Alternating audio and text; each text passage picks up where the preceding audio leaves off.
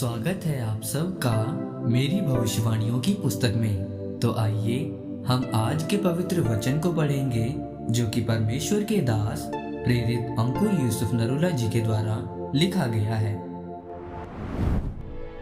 जीवन की बातें, जैसा कि लूका की पुस्तक अध्याय 5 उसकी 5 और 6 आयत में लिखा है। शमौन ने उसको उत्तर दिया, हे स्वामी, हमने सारी रात मेहनत की और कुछ न पकड़ा, तो भी तेरे कहने से जाल डालूंगा। और जब उन्होंने ऐसा किया तो बहुत मछलियां घेर लाए और उनके जाल फटने लगे। मेरे प्रियो, बाइबल बताती है कि जब भीड़ परमेश्वर का वचन सुनने के लिए प्रभु यीशु के ऊपर गिरी जा रही थी, तो परमेश्वर ने उस समय शमौन की नाव में चढ़कर प्रचार किया। और प्रचार करने के बाद परमेश्वर ने शमौन यानी कि पतरस से कहा कि नाव को गहरे में ले चल और मछलियां पकड़ने के लिए जाल डाल। उस समय ये वचन शमौन ने प्रभु यीशु से कहे कि प्रभु जी, हमने सारी रात मछलियां पकड़ने के लिए मेहनत की पर कुछ न पकड़ पाए, पर फिर भी आपके कहने से मैं जाल डालूंगा। मेरे प्रियो, प्रभु यीशु मसीह मछुआरे नहीं थे, वो अपने पिता के साथ बढ़ई का काम करते थे। पतरस उस समय बोल सकता था कि परमेश्वर, हम मछुआरे हैं, हमें पता है कि मछलियां कहाँ होती हैं और हमने सारी रात मेहनत की फिर भी मछलियां नहीं पकड़ सके, इसीलिए हम अब मछलियां पकड़ने नहीं जाएंगे।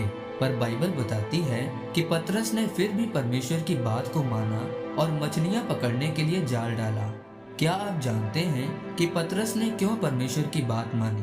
क्योंकि जब परमेश्वर प्रभु यीशु मसीह पतरस की नाव में चढ़कर प्रचार कर रहे थे, तो उस समय परमेश्वर का वचन पतरस को छू रहा था और पतरस जान चुका था कि ये प्रचार जो हो रहा है ये कोई आम बातें नहीं है, ये जीवन की बातें हैं। इसीलिए उसने विश्वास किया और कहा कि ठीक है परमेश्वर, मैं तेरे कहे अनुसार जाल डालूंगा।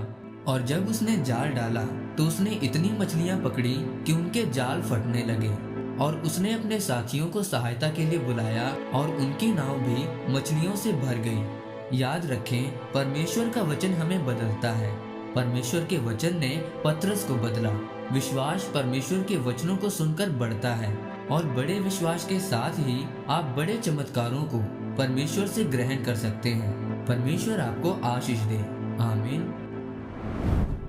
आइए परमेश्वर के दास के द्वारा लिखी गई इस प्रार्थना को आप मेरे साथ एक मन होकर करें। सर्वशक्तिमान परमेश्वर, बाइबल बताती है कि आप अपना वचन भेजकर लोगों को आशीषित करते हैं। आज के इस वचन के लिए मैं आपका धन्यवाद करता हूँ। मैं विश्वास करता हूँ कि मैं बदल चुका हूँ। इस वचन को पढ़ने और सुनने के साथ मैं आशीषित हो चुका हूँ। मुझे अनुग्रह दे पिता कि मैं वचन की प्यास में बढ़ता जाऊँ और एक सामर्थ्य विश्वासी बनूँ, प्रभु यीशु मसीह के नाम में। आमीन।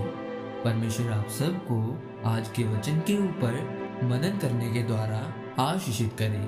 आमीन।